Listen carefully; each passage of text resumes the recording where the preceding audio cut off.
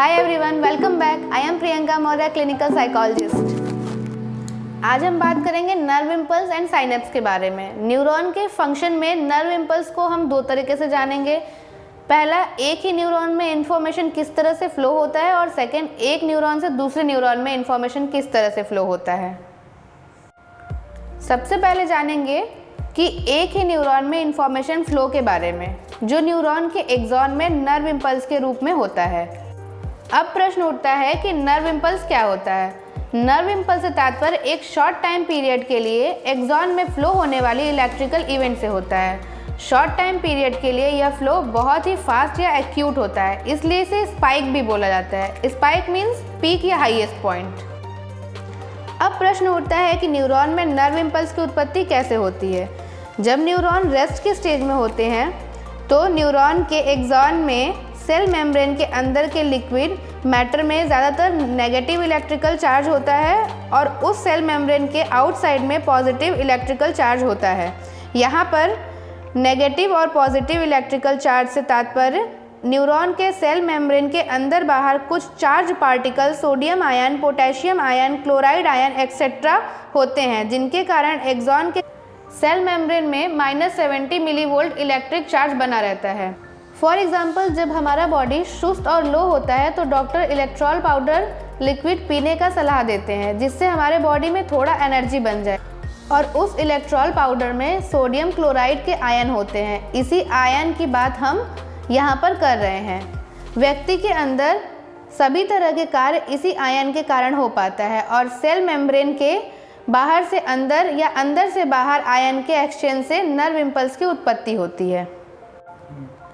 यहाँ पर cell membrane के अंदर negative charge particle cell membrane के आउटसाइड के अपेक्षा ज़्यादा होते हैं, तो न्यूरॉन के इस स्टेज को रेस्टिंग पोटेंशियल बोला जाता है।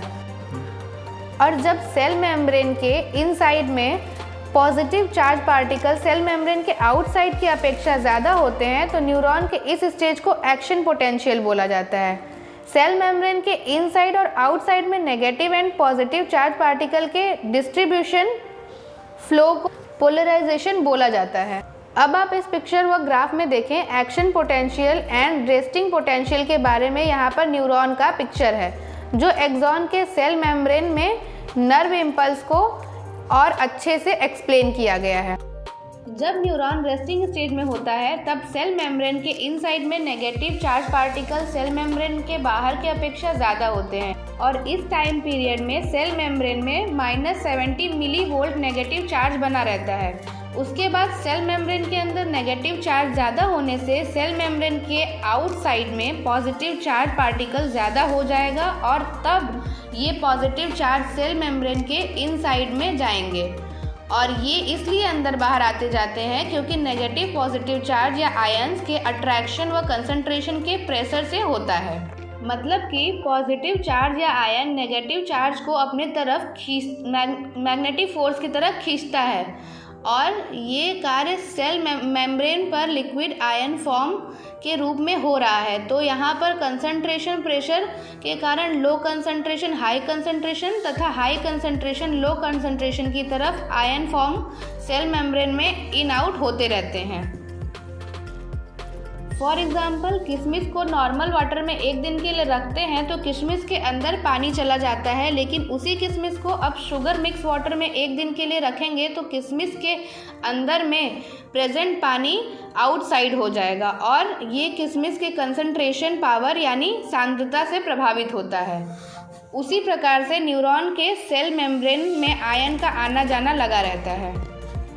इस कारण सेल मेम्ब्रेन पर कुछ आयन चैनल गेट बने होते हैं, जिसमें से सोडियम, पोटेशियम पॉजिटिव आयन व क्लोराइड नेगेटिव आयन का आना जाना लगा रहता है। और जब सेल मेम्ब्रेन के इनसाइड में पॉजिटिव आयन ज़्यादा होने लगते हैं तो उस एक्सचेंज को डीपोलराइजेशन कहते हैं। और जब डीपोलराइजेशन अपने पीक पॉइंट तक हो जाता है तब सेल मेम्ब्रेन के इलेक्ट्रिक चार्ज -70 मिलीवोल्ट से बढ़कर +50 मिलीवोल्ट तक हो जाता है। तो इस पीक पॉइंट को स्पाइक पॉइंट कहते हैं और न्यूरॉन के इस पीक स्टेज को एक्शन पोटेंशियल बोला जाता है।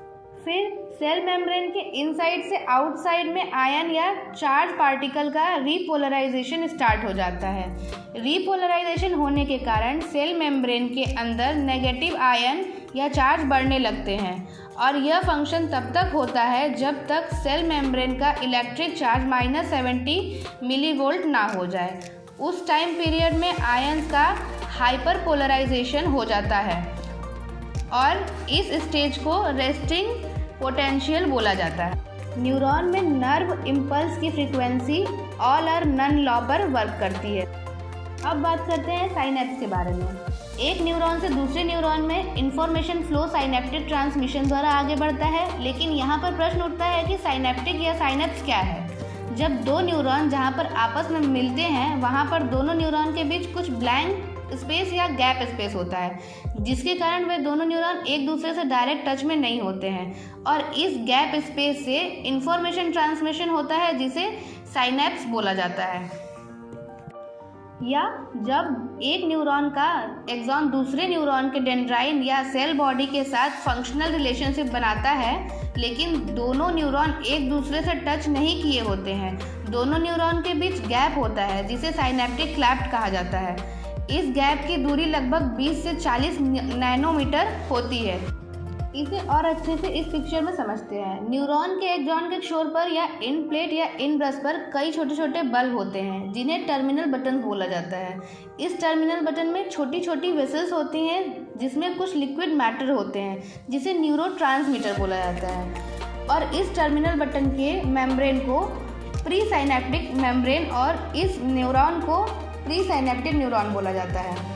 इंफॉर्मेशन रिसीव करने वाले न्यूरॉन को पोस्ट साइनेप्टिक न्यूरॉन और उस न्यूरॉन के मेम्ब्रेन को पोस्ट साइनेप्टिक मेम्ब्रेन बोला जाता है। पोस्ट साइनेप्टिक मेम्ब्रेन के रिसेप्टर होते हैं जो न्यूरोट्रांसमीटर को रिसीव या इनटेक करते हैं। प्री साइनेप्टिक मेम्ब्रेन से पोस्ट साइनेप्टिक मेम्ब्रेन में न्यूरोट्रांसमीटर का ट्रांसफ़र लगभग 0.5 मिलीसेकेंड का टाइम लगता है।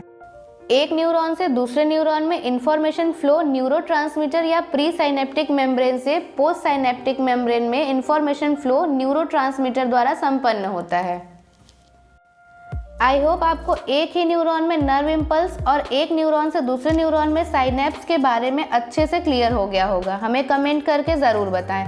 साइकोलॉजी से रिलेटेड और भी जानकारी के लिए चैनल को सब्सक्राइब करें। Thank you.